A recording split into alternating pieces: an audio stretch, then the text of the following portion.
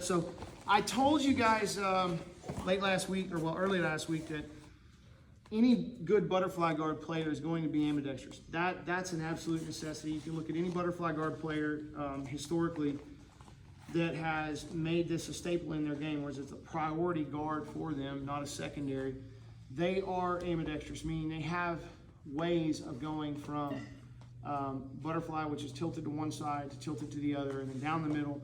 And we talked about down the middle as being more of a recovery position, and I 100% believe that, because if you look at anybody that plays this, you see very rarely that they end up spending much time in dual, like standard butterfly guard, where both knees are in the V, right? And both knees are up. Because typically for them to be have any stability whatsoever, where do they have to be? Got to be on their back, right? It's really hard to develop a lot of sweep capabilities until you tilt to one side. It's just, there's just so much more that opens up when you actually get turned or start to quarter around the guy, okay? So now we're gonna work on a sequence chain where we're chaining from left to right and right to left, and we're gonna incorporate the stitch, and then we're gonna incorporate the knee recovery where we drive the knee back down to the mat. It's important that we're able to go from left to right. So we can't always dictate exactly what side he's gonna stand up on. The other thing we can't dictate on is these dynamic leg draggers.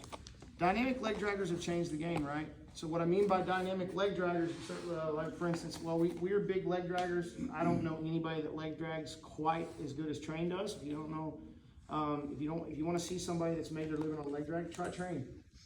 He's way better at it than I am, and he took our leg dragging to the next level. But the difference, like what I was telling Ro right here, is if you just haphazardly float this hook, okay, you're putting yourself in some problems. So when we're down and I stitch him, so we go through the whole process, I've stitched him down, he can't really stand, and then all of a sudden he stands, he's kind of starting to back away. If I haphazardly kind of float this right here, man, this power leg drag is just nasty.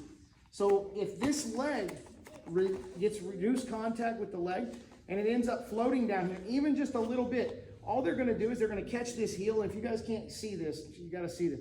Even if I'm on this far side, they're gonna catch the heel and then they're gonna lock the knee line, okay? And as the knee line gets locked, they step back slightly and power leg drag, and they end up clearing this distance and they kill us with this, okay? Now this is something that we've seen internally more so than we've seen on the competition scene. As soon as he stood up, I get a little haphazard with my hook, and then that foot hits, and then the knee line gets locked. Okay, then once the knee line gets locked, we got some serious problems. That's why we went over all the whole clearing the knee line, because it's okay to have the foot as long as he can't have the knee grip, right? So you guys have got to be on point with your hook behind.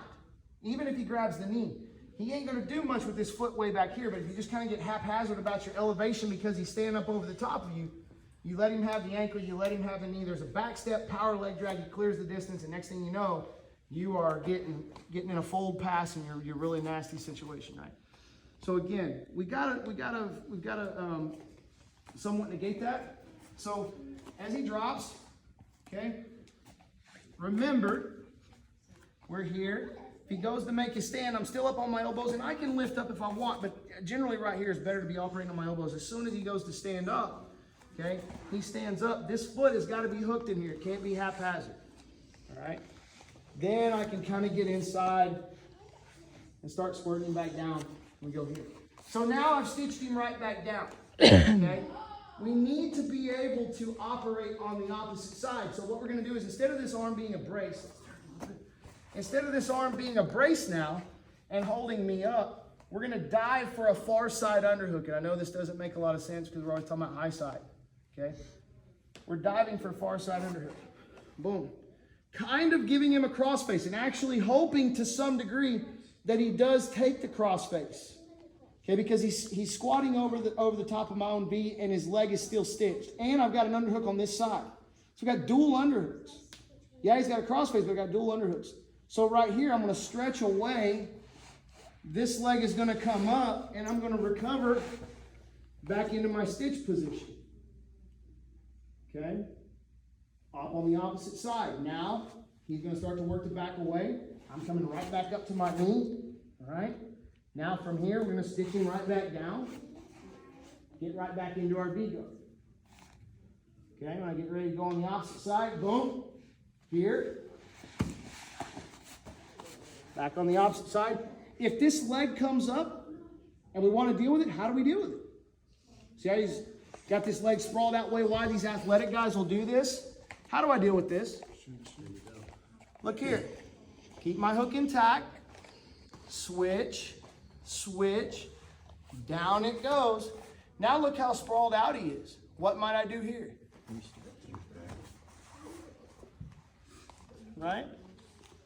Okay, so we keep on working that stitch angle and shifting from left to right. What is the result of him? He elongates, giving us more options, more windows, more openings. Let's go back and forth now. Here we go. 1, 2, 3.